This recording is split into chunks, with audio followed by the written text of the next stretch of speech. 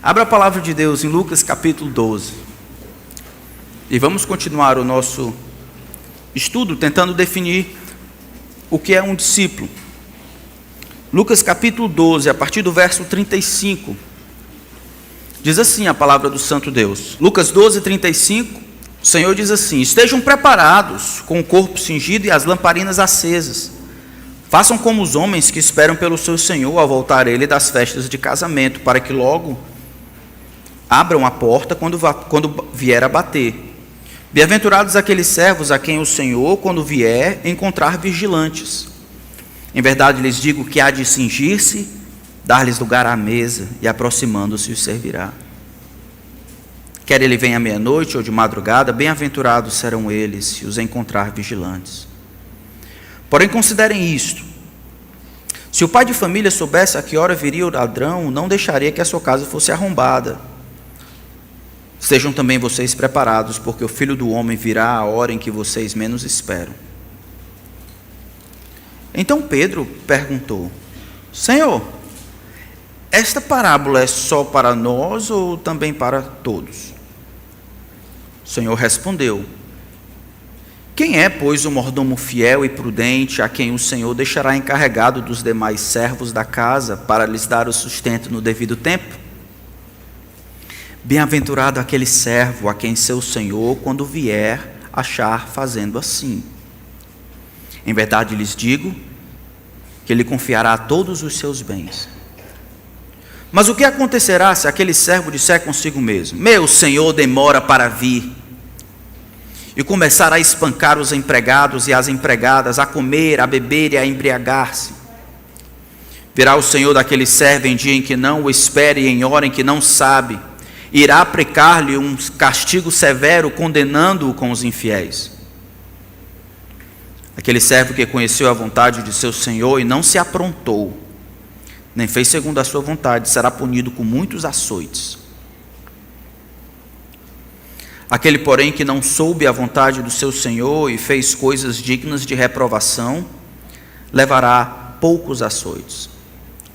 Mas aquele a quem muito foi dado, muito lhe será exigido, e aquele a quem muito se confia, muito mais lhe pedirão. No texto que nós começamos a estudar algum tempo atrás, Jesus está tentando estabelecer para os discípulos que um discípulo é alguém que aguarda ansiosamente pelo retorno do seu Senhor. Jesus falou isso explicando por meio de duas parábolas, do versículo 35 até o versículo 40. As parábolas são daqueles servos que ansiosamente aguardam o retorno do Senhor, para assim que ele volta das festas de casamento e bate na porta, eles logo se abrem. Daí que está preparado como o homem, o chefe da casa, que sabe que o ladrão vai vir, mas o ladrão não disse o momento. Na hora em que ele não espera, o ladrão pode chegar, então ele fica e vive preparado a todo momento. Esses dois textos, eles são ligados pela declaração de que bem-aventurado é o servo quando o Senhor retorna, achar de fato esperando na expectativa. O Senhor vai vir de lá e ele, o próprio Senhor, vai se cingir das roupas de servo, vai dar lugar ao servo na mesa e ele, o próprio Senhor, vai servir essas pessoas. Pedro escuta essa história e pergunta: bom, Senhor, essa parábola, essa ilustração, essa história que o Senhor está contando é para mim ou é para todo mundo? Isso vai ter algum dano? Será que vai ter alguma dificuldade? Para nós que já somos teus discípulos, será que a gente vai sofrer algum dano? Se for pego de surpresa, tem alguma dificuldade para nós? Jesus não responde à pergunta de Pedro, mas corrige um pouco. Pedro, a única proteção que você tem contra a preocupação é vivendo de uma maneira fiel. Viver de uma maneira fiel, Pedro, viver como um servo fiel, viver aguardando o retorno do Senhor, viver fazendo e lidando com as coisas do Senhor, como se você, continuando sendo servo, isso vai garantir que você não precisa se preocupar. Seja fiel, viva fiel, Pedro, e isso não vai precisar lhe tirar o sono. Jesus descreve, depois disso, o que ele não quer que aconteça com os seus discípulos, e ele caracteriza um homem infiel. A partir do versículo 45, ele diz: mas o que acontecerá se aquele servo que continua sendo servo, pensar consigo mesmo: meu senhor demora em vir. O texto esclarece que haverá uma longa espera entre o retorno do Senhor e os seus discípulos. E este servo aqui, ele cansa de esperar. E ele começa a tentar elaborar uma outra maneira de lidar com as coisas que o Senhor lhe confiou. Veja que ele fala a inversão de valores. Ele começa a espancar os empregados e as empregadas, a comer, a beber e a embriagar-se. Isso é, ele faz uso do direito que ele tem de servo, de encarregado das coisas que o Senhor lhe deu, para uso próprio. Ele modifica a servitude, torna-se senhor das coisas que o Senhor simplesmente lhe confiou para que ele cuidasse. Essa falta de fidelidade é vista quando ele esmurra, ele bate, ele maltrata os seus compatriotas ou aqueles que estavam servindo junto com ele. E nós vimos o perigo disso. Pessoas que vivem como servo, falam como servo, andam como servo, cantam como servo, mas eles de fato não são servos, porque vivem em função de si, não em função do Senhor. Eles se utilizam das coisas que o Senhor lhes confiou para benefício próprio. Eles vivem para servir a si mesmos e não o seu Senhor. Jesus então diz que o final desse homem aqui é triste. Versículo 46: virá o Senhor daquele servo em um dia em que não espera e em hora em que não sabe, irá aplicar-lhe um castigo severo. A palavra castigo severo vai cortá-lo aos pedaços, vai desmembrá-lo, ou seja, vai condená-lo como os infiéis, aqueles que são incrédulos. Versículo 47, então, é o texto de hoje. Jesus vai explicar, agora, ilustrar dois outros tipos de servos. Se a gente olhar esse texto todo, Jesus divide a humanidade, parece que em 4 opções. Ele diz: um é o servo fiel, aquele que é encontrado pelo Senhor no retorno, servindo, cuidando, lidando como um servo. Ele não quer ser patrão, ele não quer ser dono, a sua alegria está em ser servo e utilizar de todos os recursos que Deus lhe deu para que avance, progrida a agenda do Senhor. Ele é um servo e é um servo fiel. Depois está o suposto servo. O suposto servo é aquele crente denorex, aquele que parece, mas não é. Ele anda no meio, fala, ele se iguala e até de longe ele tem um cheiro de ovelha. Por dentro ele cheira mal como bode. Este que vive em função de si não revela um relacionamento correto com o seu Senhor. Esse será entregue aos verdugos, aos torturadores. Depois disso, Jesus estabelece mais 2 tipos de pessoas: os servos que não viveram da maneira como o Senhor queria. Eles são servos, mas eles viveram de alguma forma aquém do que Deus desejava para eles. Todo o texto é amarrado na ideia de viver de maneira esperançosa, na expectativa. Não viver na expectativa do retorno do Senhor é viver em infidelidade. A demora e o cansaço em esperar simplesmente fez com que aflorasse a incredulidade do coração desse homem. Nós esperamos e ansiamos pelo retorno do Senhor. Alguém já disse que um dos dias mais perigosos da vida de um homem é quando ele descobre a palavra amanhã. Eu já disse para vocês. Para ilustrar esse conceito, alguém contou essa história aqui. Diz que o diabo chegou no inferno e ele, fazendo um conselho, conversando com seus demônios, disse: olha, vocês sabem, meu plano é destruir os homens. O que eu vou fazer? E um dos demônios sugeriu: diga-lhes que Deus não existe. Não vai dar certo, o diabo retrucou de lá, eles sabem que Deus existe. O segundo então levantou a mão e disse: diga que o inferno não é real. Promissor, o diabo falou, você destruirá a vida de alguns, mas eles sabem que no fim das contas, injustiças precisam ser punidas. O diabo então, coçando a cabeça, já irritado, ouviu uma pessoa levantar a mão, um demônio levantar a mão, com um sorriso no rosto, ele disse: diga-lhes que eles não precisam se apressar que a demora é justificativa para que eles façam o que quiserem, porque sempre haverá tempo, eles sempre terão tempo. O diabo então sorriu e disse: muito bem, vai, você com certeza irá ser bem sucedido.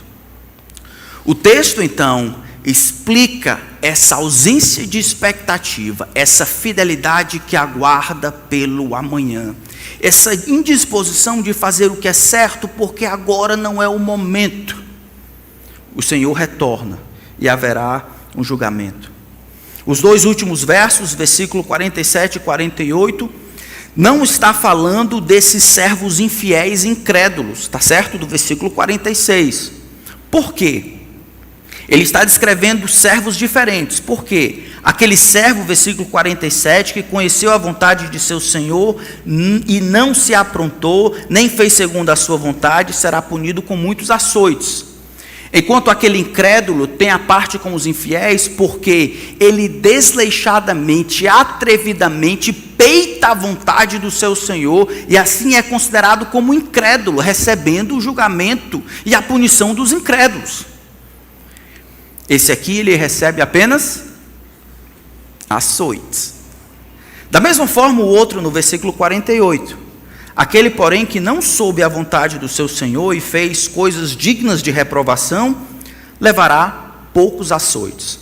Mas nenhum dos dois ele é condenado, nenhum dos dois é desmembrado, nenhum dos dois é condenado eternamente. Aqui, os dois são julgados. E eles são julgados por aquilo que fizeram com o conhecimento que receberam. O texto explica, demonstra que oportunidade ela é criada pelo conhecimento.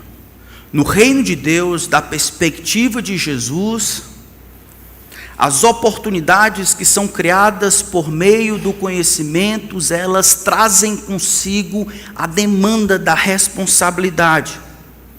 Todos nós precisamos compreender que no reino de Deus, privilégios significam responsabilidades. Aquela história de nós cantarmos no culto: Senhor, te quero ouvir tua voz. Será que é mesmo? No reino de Deus, privilégios significam responsabilidades. O texto então vai mostrar que haverá julgamento para todos. E o julgamento era menos severo antes de você estar sentado nos bancos agora. Um dia, aquilo que você escutou na escola e aquilo que você vai escutar agora vai contar contra ou a seu favor. O privilégio de você sentar nos bancos e ouvir a palavra de Deus sendo lida ou ensinada, confere a você um dos maiores privilégios que a existência humana poderia ver. Carrega consigo, no entanto, a responsabilidade do que fazer com isso. Vamos orar, pedir que Deus nos ajude a preparar os nossos corações para mais essa dose de responsabilidade. Veja, Senhor, a tua palavra está aberta diante de nós. Eu não sei como está o coração dos meus irmãos, mas o meu coração treme diante disso.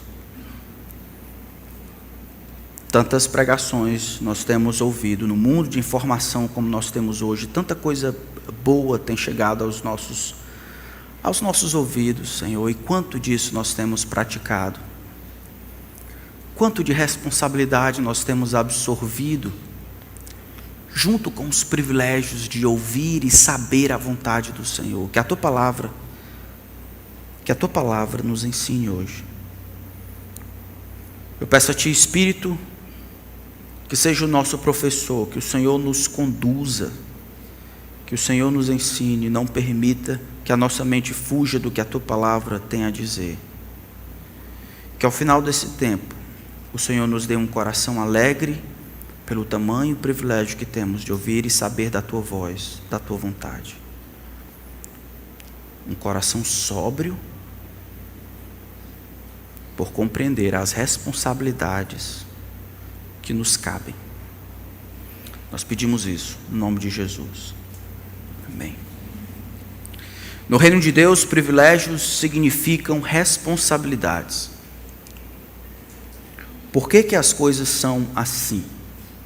Veja que os dois tipos de homem, os dois servos que aparecem aqui, os dois são julgados, isso é comum a todos, e a diferença entre o julgamento ou a punição que cada um deles recebeu, ou a disciplina que cada um deles recebeu, é baseada simplesmente no volume de conhecimento, ou naquilo que eles sabiam e no que eles fizeram com aquilo que sabiam.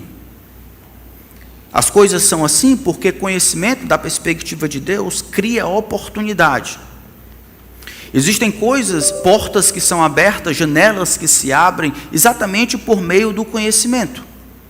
O conhecimento, ou seja, o conhecimento a respeito da vontade do Senhor, o conhecimento que nos dias de hoje, principalmente, vem da palavra de Deus, abre-se uma oportunidade, primariamente, de agradar a Deus. Não é possível descobrir como agradar a Deus, ou descobrir como fazer Deus feliz, a menos que Ele nos diga. E nós sabemos quem é Deus, a sua natureza e o que Ele deseja, quando Ele nos diz, e nos diz por meio da sua palavra. Aqui Deus está estabelecendo que todas as pessoas, e nós, principalmente discípulos de Jesus, nós temos algum conhecimento do Senhor, uns mais, outros menos, todos serão julgados com base naquilo que compreenderam, souberam a respeito do Senhor, a vontade do Senhor por meio da Escritura e da resposta que deram a essa oportunidade que surgiu por meio do conhecimento. Conhecimento cria oportunidade. Saber a vontade do Senhor significa ser revelado uma maneira a mais como nós podemos agradar a Deus. Eu lembro da minha época em que eu era novo convertido. Eu nunca tinha lido a Bíblia, eu nunca tinha ido na igreja nem católica. Então, quando Deus me alcançou por meio da sua graça, eu devorei o Novo Testamento. Eu li o Novo Testamento várias vezes durante 2 semanas. Eu querendo ver Jesus fazendo o que Ele gostava, o que Ele planejava, o que Ele dizia. E eu ficava admirado em ver que aquele conhecimento de fato demandava algo de mim, vendo o que Jesus gostava, o que Ele não gostava, o que Ele se aproximava, o que Ele se afastava, meus motivos, tudo aquilo, aquele conhecimento a respeito da vontade do Senhor, de fato me dava a oportunidade para que eu não desagradasse mais. O conhecimento, principalmente o conhecimento da parte de Deus, cria essa oportunidade de nós deixarmos e abdicarmos e optarmos por agradar a Deus ao invés de desagradar ao Senhor. Todas as vezes que Deus nos fala por meio de sua palavra, o desejo dele é informar você, não é simplesmente dizer o que ele gosta, é lhe dar uma oportunidade, lhe dar um toque do que você, como servo e criatura, precisa fazer e corresponder para agradar o seu Criador. Deus não está lá simplesmente para satisfazer as curiosidades dos seres humanos, ou para aumentar o seu intelecto espiritual a respeito das coisas que são espirituais. Todas as vezes que Deus abre a boca, aquilo demanda algo da criatura. Todas as vezes que Deus abre a sua boca e traz informação e revelação a respeito de si, por meio de sua palavra, está incluso, intrincado naquilo que Deus diz, que fala quem pode, obedece quem tem juízo. Então, conhecer a vontade do Senhor, ou conhecer a verdade a respeito de Deus, abre a porta da oportunidade.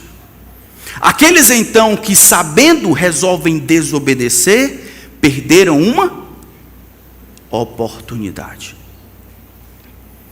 Mas o conhecimento cria a oportunidade, não somente a oportunidade de agradar ao Senhor, porque eu não sabia essa informação a respeito de Deus e agora eu sei. Eu não sabia que isso prejudicava ao Senhor, seu reino e os outros, e agora eu sei. Mas o conhecimento também cria a oportunidade de nos proteger do nosso próprio coração. Conhecer a vontade do Senhor não somente revela maneiras como agradá-lo, mas também comunica e revela maneiras como eu posso me proteger. Pense nos vários alertas Pense você indo no médico, talvez a última vez, indo na emergência. Uma das perguntas que o médico vai fazer é: você é alérgico a alguma coisa?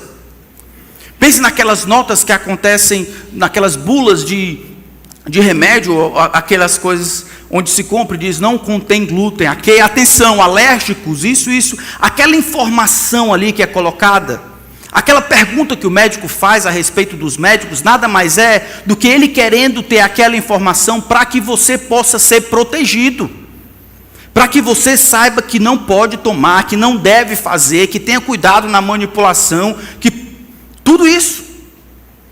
Então o que o texto está dizendo aqui, implicando, é que este servo, ao conhecer a vontade do seu Senhor, ele foi julgado pela maneira como ele manejou aquele conhecimento, porque ao ser comunicado a respeito de Deus, criou-se então uma oportunidade tanto de agradar a Deus quanto de proteger a si mesmo.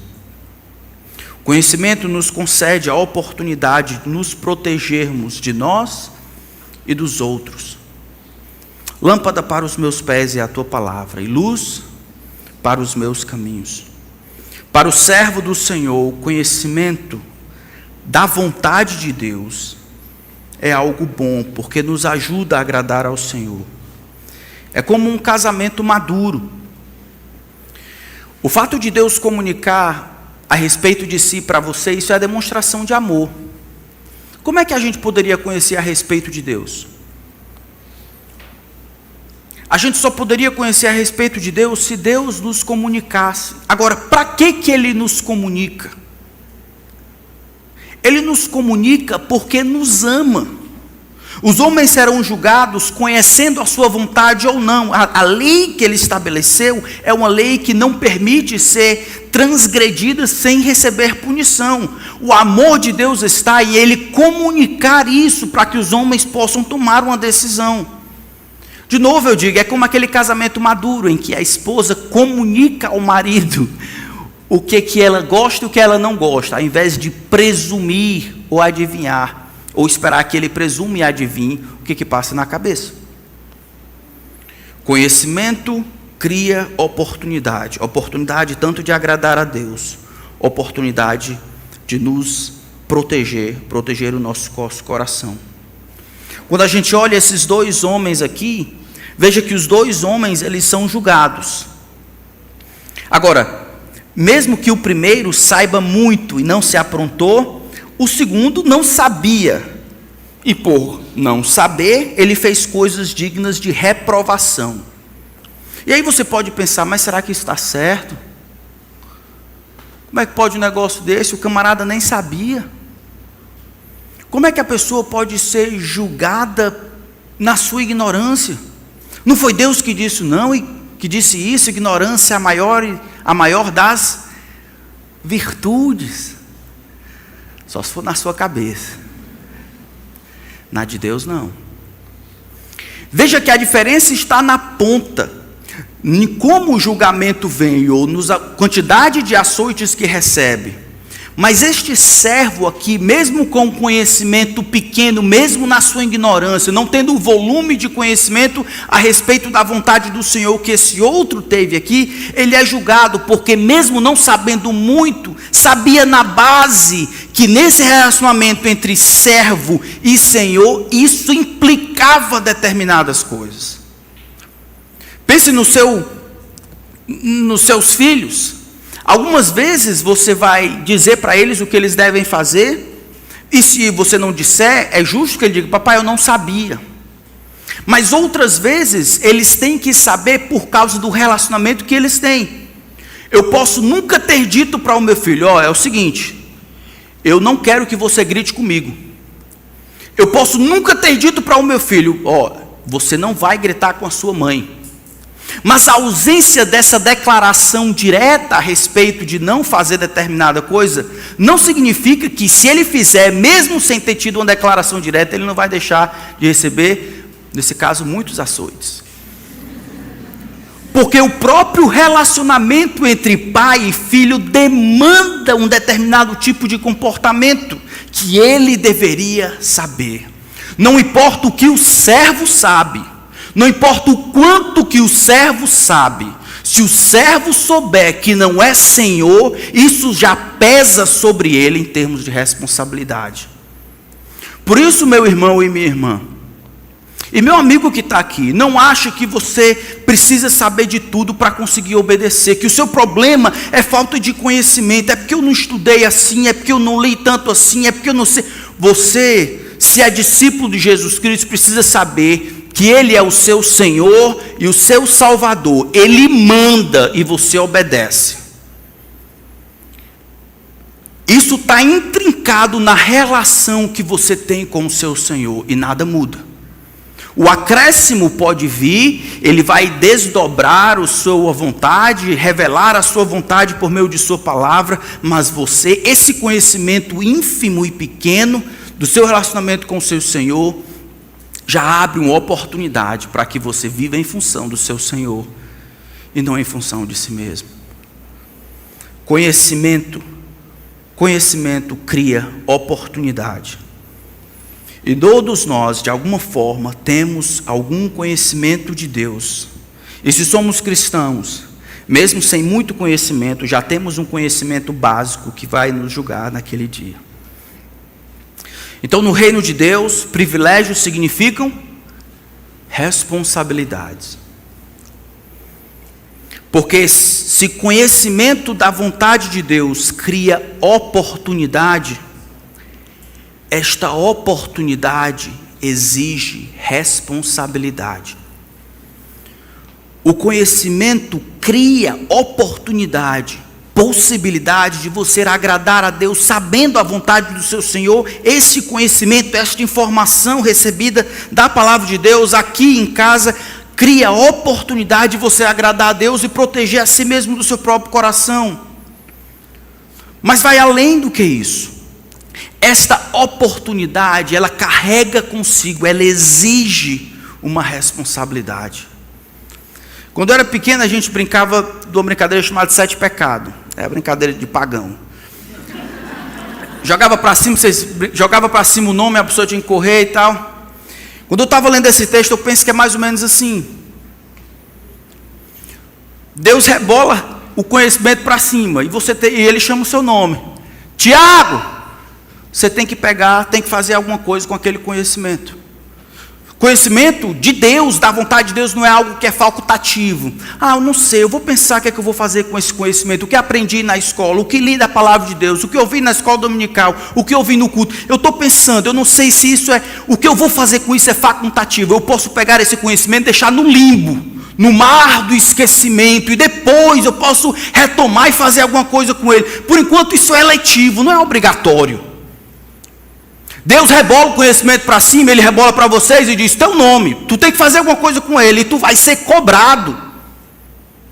Não é que, a questão não é se você pode fazer ou não, é o que você vai fazer com ele.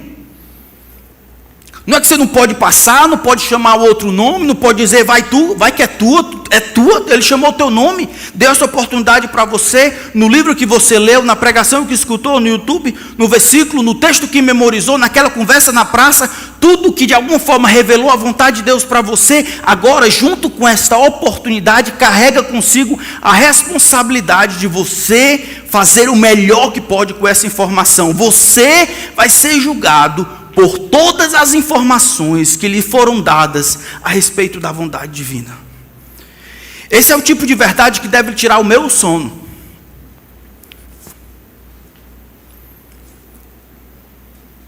Gostaria muito que tirasse o nosso.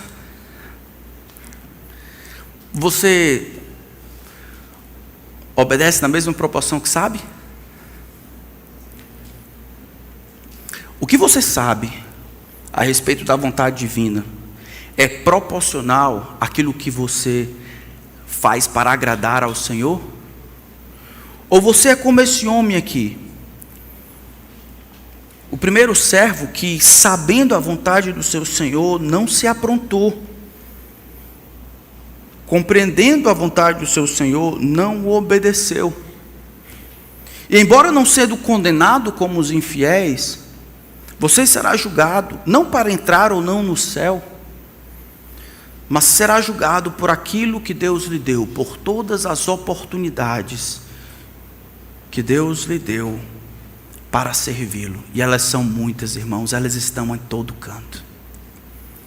A varrer, a cuidar, a amar a esposa, decorar versículos, orar em casa quando ninguém está vendo. Tem oportunidades. Deus levanta a bola do conhecimento de tudo que é canto, chamando o teu nome aqui, ali, além. Nós fazemos o quê? É perigoso, irmãos, para alguns terem oportunidades como essa de ter a Bíblia em casa em várias versões, ou estarem congregando numa igreja que ensina a palavra de Deus. Porque junto com o conhecimento que cria oportunidade, essa oportunidade, ela demanda e exige responsabilidade. A oportunidade exige responsabilidade. Isso não é uma coisa que Jesus inventou. Lembra que no antigo Israel havia uma diferença entre os pecados por ignorância e os pecados voluntários, lembra? Ele dizia, se você pecar sem saber, tudo era pecado, mas se você pecar sem saber, vacilou, você fazia um sacrifício, compreendia e tal, pedia perdão, estava tudo resolvido. Se você, sabendo a vontade de Deus, não fizesse, você sendo um pecador contumaz, voluntário, você era para ser apedrejado até a morte.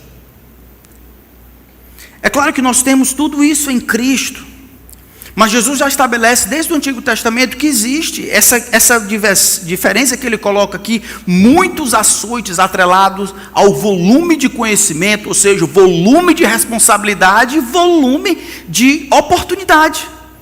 Da mesma forma, a ignorância, embora haja responsabilidade, houve menos oportunidade, com menos oportunidade, menos responsabilidade. Eu quero que você se veja quanto de responsabilidade você tem. Eu não quero que você compare com seu pai, sua mãe, seu avô, seu pastor. Eu quero que você.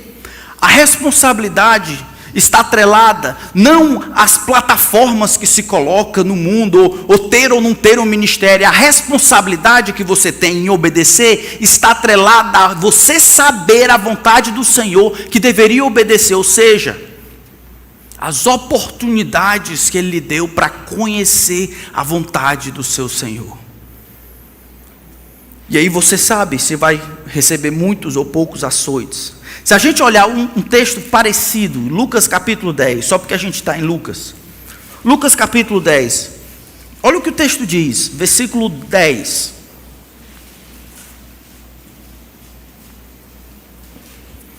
Jesus aqui está mandando os 70 para pregar o evangelho, tá?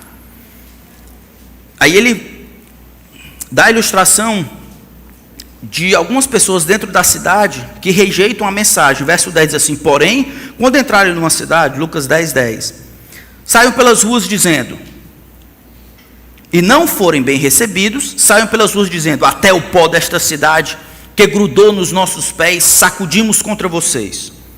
No entanto, saibam que está próximo o reino de Deus. E preste atenção, verso 12. Eu digo a vocês que naquele dia, no dia do julgamento, haverá menos rigor para Sodoma e Gomorra no Antigo Testamento do que para aquela cidade. Qual a diferença? Não é no tanto de pecado que tinha, mas se conseguiram corresponder à altura do conhecimento que receberam. A oportunidade que veio por meio do conhecimento lá em Sodoma e Gomorra é menor em termos de proporção com aquilo que aconteceu com o envio dos 70 e a pregação do Evangelho. Haverá menos rigor para Sodoma e Gomorra do que para aquela cidade. João capítulo 9, vamos olhar outro texto. João capítulo 9, versículo 41. Jesus vem a esse mundo e ele vai curar um cego, no capítulo 9, muito interessante.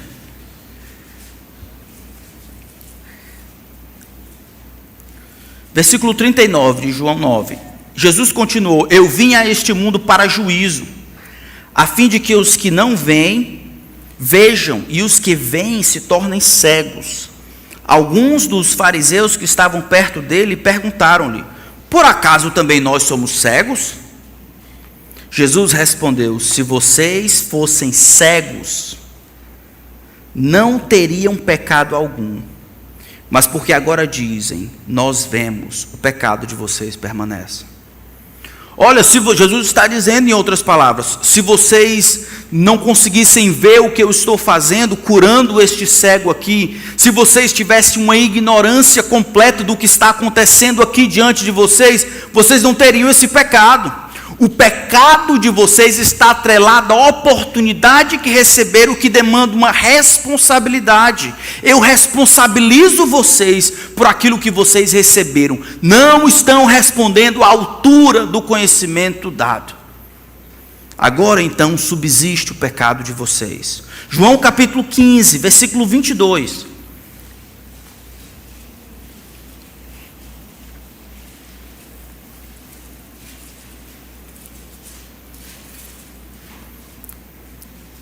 Falando que os discípulos seriam odiados pelo mundo, ele diz, se eu não tivesse vindo, João 15, 22, se eu não tivesse vindo e lhes falado, se não tivessem essa informação e essa oportunidade, eles não teriam nenhum pecado. Mas agora, não tem desculpa do seu pecado. O pecado deles estava atrelado à oportunidade que haviam recebido, porque essa oportunidade demandava responsabilidade. Oh, meus irmãos, alguns vieram hoje à noite para condenação. Sairão por aquela porta muito mais condenados do que quando entraram. Sairão por ali com algo a mais que não tinha ao chegar da verdade do Senhor. Conhecer um pouco mais a respeito da vontade do Senhor e se decidirem não realizar, não corresponder a esta informação a respeito da vontade do Senhor, acrescentar-se-á a quantidade de açoites que já estavam antes de você chegar aqui, muito mais. Vieram para cá, literalmente, para depois aumentar a quantidade de peia que vão receber. Eu acredito que alguns cristãos, eles gostam de passear na rua. Eu lembro, quando eu era mais novo, eu estava aprendendo a dirigir, eu não gostava de ir para canto nenhum. Eu gostava de arrodear na rua. Eu só fazia isso. Então eu ia até ali e voltava. Eu acho que alguns cristãos fazem exatamente isso. Eles sabem a vontade do Senhor, existe arranque. Então eles gostam de pregações poderosas, e a verdade de Deus sendo falada, e eles clamam por uma visitação da parte de Deus. Fala, Senhor, porque o teu servo hoje ouve. E aí terça, quarta e quinta, e aí eles voltam. Pregações poderosas exigem corações dispostos a obedecer.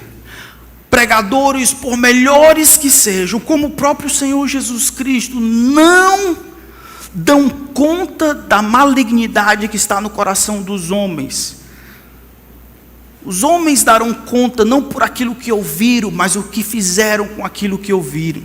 Pregações expositivas e bíblicas demandam que homens e mulheres escutem a Bíblia de maneira expositiva e bíblica. Não é isso que Tiago capítulo 1, verso 22 diz? Tornai-vos, pois, praticantes da palavra e não somente ouvintes, enganando-vos a vós mesmos. Como assim?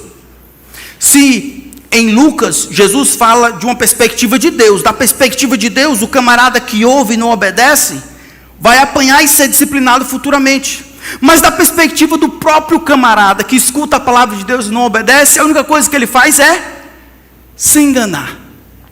Tornai-vos então praticantes da palavra e não somente ouvintes, porque só ouvir ou saber a vontade do Senhor é enganar a si mesmo. É comparado com um homem que contempla no espelho o seu rosto, e ele percebe que as coisas não estão direito, mas em vez dele ajeitar, vendo o que está errado na sua vida, em vez dele ajeitar e corrigir, ele simplesmente esquece e continua caminhando a sua vida sem fazer o ajuste necessário. Ele viu, mas não com atenção. A atenção deveria ter sido criada quando ele obedece. Tornai-vos, pois, praticantes da palavra e não somente ouvintes, enganando-vos a vós mesmos. Meus irmãos, o dia vai chegar em que será comprovado que o conhecimento não praticado é a pior de todas as posses. Aquele dia vai demonstrar que conhecimento da vontade do Senhor, dissociado de prática e obediência, foi a pior de todas as posses, foi o pior de todos os investimentos que você fez, aquilo que mais lhe custou, aquilo que mais trará prejuízo, porque não houve disposição de obedecer. O conhecimento sobre a vontade do Senhor é como alguém que, se afogando, sem esperança, ele aguarda talvez que alguém de fora jogue um objeto, e esse objeto seria o conhecimento de Deus. Só que à medida como que ele recebe aquele objeto, o camarada que está se afogando, do jeito que ele usa, a maneira como ele manipula aquele objeto que poderia salvá-lo, o objeto muda. Em vez de boia, aquilo se transforma em chumbo. Em vez de lhe salvar, aquilo lhe prende, lhe desce para baixo. Conhecimento da parte do Senhor, o conhecimento da vontade do Senhor foi dado para ser obedecido. Se nós não usarmos esse conhecimento de maneira correta, isso vai nos custar mais do que nós estamos dispostos a dar. Para nós terminarmos, quando olhamos o capítulo 12, de volta a Lucas, nós percebemos que os verbos que foram colocados aqui, ele diz agora, aquele porém que não soube a vontade do Senhor, e fez coisas dignas de reprovação, na ignorância agiu, levará poucos açoites. E Jesus resume o princípio geral do reino, dizendo, mas aquele a quem muito é dado, ou muito foi dado, tanto o verbo foi dado, quanto o verbo muito se confia, todos eles estão no passivo. Não é que ele conquistou, foi dado a ele, foi confiado a ele. A pergunta é, quem deu a ele? A resposta é, o Senhor. Quem confiou essas coisas a ele? A resposta foi, o Senhor. O homem então, ele recebe essas coisas de maneira emprestada. E aqui confiança está atrelado a receber. Recebemos muito, porque nos foi confiado muito. E quanto mais se tem, em termos de oportunidade e conhecimento, mais será cobrado em termos de responsabilidade. Aqui é o imposto de renda justo e celestial. Tudo que o Senhor deu e confiou a você, Ele quer que você utilize de maneira que traga glória a Ele e que não fira quem você é, servo. Ele é o seu Senhor. E aqueles que recebem pouco, darão conta de pouco. Quem recebe muito, dará conta de muito. Está reclamando do quanto tem que fazer? Reclame aquele que lhe deu muito. Veja, ninguém vai dar muito tendo recebido pouco. Mas ninguém deve aprender a dar pouco tendo recebido muito. As oportunidades, as responsabilidades que Deus deu a você, sendo muitas, exigem muito. Sendo poucas, o que Deus quer nas duas coisas é que você seja encontrado fiel. Que você não seja negligente com o dom que você recebeu, por exemplo. 1 Timóteo capítulo 4, verso 14. Seja fiel àquilo que você recebeu da parte de Deus. Nesse texto aqui de Lucas, veja que nos versículos anteriores, no versículo 32, Jesus falando sobre o reino de Deus, e essa vinda do Senhor, e essa expectativa, ele diz, verso 32, não tenham medo, ó pequenino rebanho, porque o Pai de vocês se agradou em dar-lhes o seu reino. Por isso, ajam de maneira radical. Como assim? Ajam como aqueles que receberam tudo. Vendam seus bens, deem esmola, ajudem os outros. Façam para vocês bolsas que não desgastem, tesouro inesgotável nos céus, onde o ladrão não chega, nem a traça corrói. Porque onde estiver o teu tesouro, ali estará o teu coração. Não precisa haver ansiedade, Porque Deus cuida de nós. Ao invés disso, sendo que nós ganhamos o reino de graça, nós agimos de maneira radical, trabalhando em prol do avanço do reino, dividindo, ajeitando, sendo generoso, vivendo na expectativa, vivendo como se fosse de Deus, cada um sendo fiel com aquilo que recebeu. Eu sei que muitos aqui talvez sintam um peso de estarem nessa situação aqui, de saber muito mais do que de fato praticam, de terem cabeças cheias, mas corações vazios, respostas prontas, mas atitudes incertas. Irmão, isso precisa mudar. Na situação em que vivemos, o acúmulo de boa informação, isso pode ser ainda pior. Então eu quero recomendar que você, se você está nessa situação, se você escuta e diz, rapaz, isso aí ele está falando é para mim, ó. Eu sei demais, mas é tanta coisa que eu sei e eu não faço, é tanta coisa que eu deveria deixar de fazer e faço, é coisa demais. Eu só quero sair daqui para a próxima semana voltar no mesmo canto. É isso que eu quero. Eu queria encorajar você a escolher uma coisa que está revelada na palavra de Deus, uma coisa que o Espírito Santo tem trabalhado na sua vida, uma coisa que Ele tem dito a você que precisa mudar. Eu quero que você escolha esta coisa e peça para que o Espírito Santo mude você por meio de sua palavra. Eu quero encorajar você a fazer guerra. Não há os 25 milhões de coisas que você sabe que deveria fazer e não faz, mas escolha uma. Senhor, essa aqui vai ser a minha batalha, até que esse desgraçado morra. Reconheça o que o Senhor diz sobre ele. Não seja tão rápido, reconheça. Digamos que você tenha preguiça. Eu lutei com preguiça por muito tempo. Digamos que você sabe que é preguiçoso. Você já sabe que tem isso e sabe que tem que fazer, e confessa todos os dias, e confessa, Senhor, seja mais devagar. Depois de você declarar guerra contra esse pecado, não sobre as outras coisas, você desdobre isso e veja tudo que Deus tem a dizer a respeito desse pecado, as motivações por trás, os anseios, veja como a Bíblia descreve este pecado, veja as implicações, veja o que causa nos outros, veja as mentiras, veja as promessas, olhe este pecado de todos os ângulos, para que quando você confessar esse pecado, e se arrepender desse pecado, aquilo tenha peso. Lembre-se que você está perdendo a sua vida, e o tempo gasto dormindo e sendo preguiçoso é um tempo que não vai ser recobrado por toda a eternidade. Todo o tempo gasto, investido, pecando, é um tempo perdido eternamente. Olhe o seu pecado como ele de fato é, escolha um e olhe-o de todos os ângulos, motivações, desejos, planos, ações, mentiras, promessas. Não seja tão rápido na sua confissão e no seu arrependimento. Nós achamos que arrependimento é algo fácil de fazer.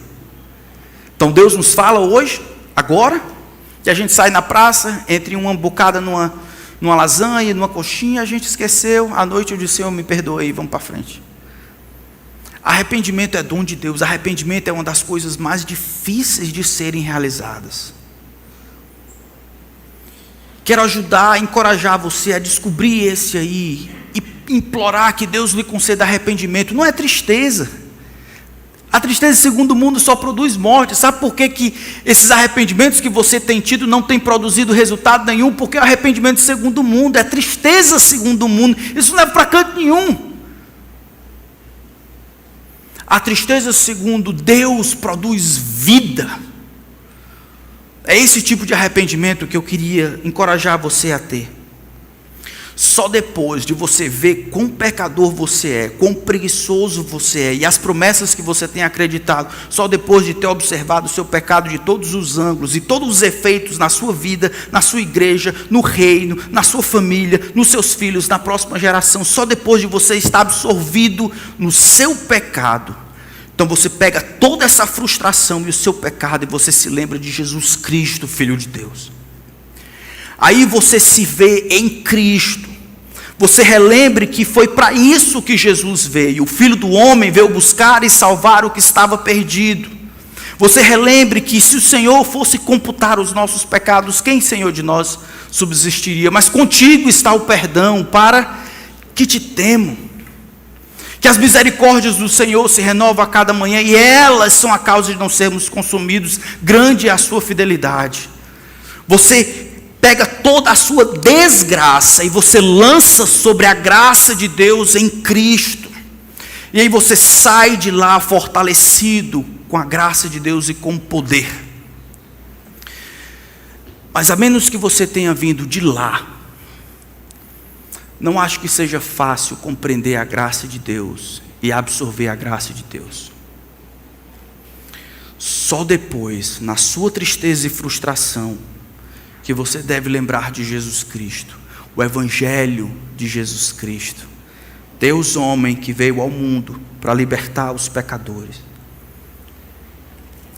E talvez você esteja aqui e você diz assim: rapaz, eu nem sabia disso.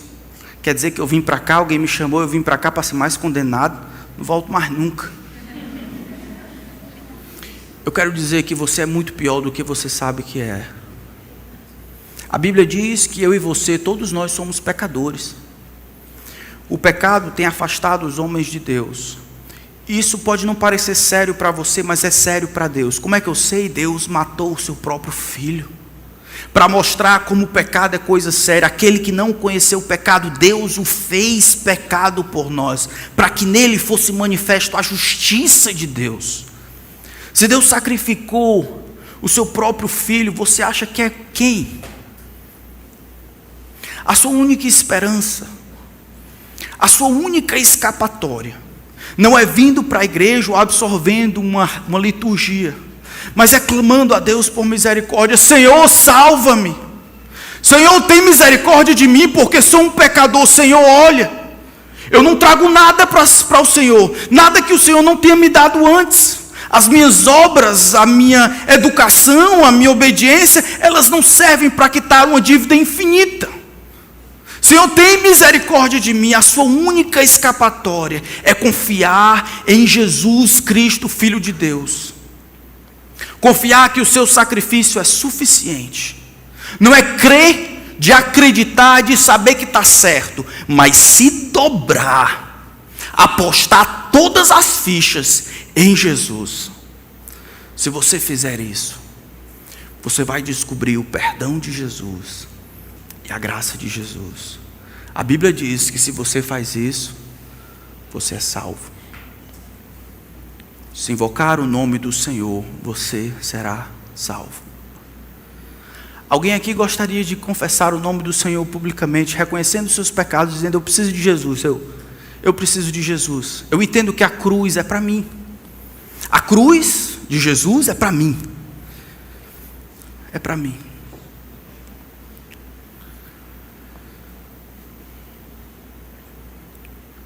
Senhor, tenha misericórdia do coração e da alma de vocês. Para nós que somos discípulos de Jesus,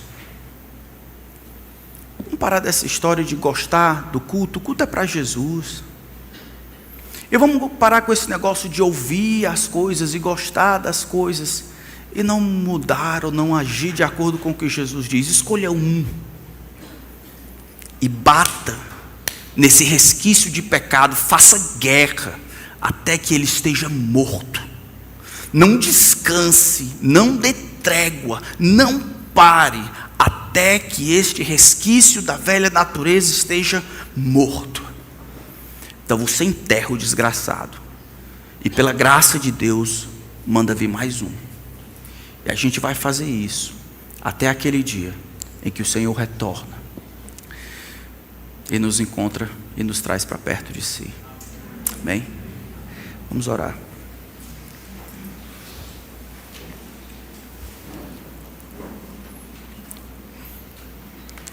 Não a nós, Senhor, não a nós, mas ao Teu nome toda a glória. É o Senhor que salva os homens. Os homens não conseguem salvar outros homens. Queria pedir que o Senhor salvasse aqueles que devem ser salvos. e o Senhor confirmasse como descrentes aqueles que não pertencem a Ti. Só queria pedir que o Senhor não nos permitisse viver enganados, ou religiosos, ou igrejados. Que em nós haja luta para reduzir a quantidade de açoites, ouvindo a vontade do Senhor e procurando em Ti graça e poder para obedecer. Obrigado, Senhor, porque na nossa infidelidade o Senhor permanece fiel, porque de maneira nenhuma pode negar a si mesmo. Porque se o Senhor considerasse e anotasse todos os nossos pecados, quem, Senhor, subsistiria? Por isso nós imploramos por mais graça, graça como poder, para vivermos como servos fiéis, é como queremos ser encontrados, servindo ao Senhor, cuidando uns dos outros, dividindo, repartindo, vivendo em função do Senhor, não de nós mesmos, nos alegrando na nossa condição de servos do Senhor, escravos de Cristo.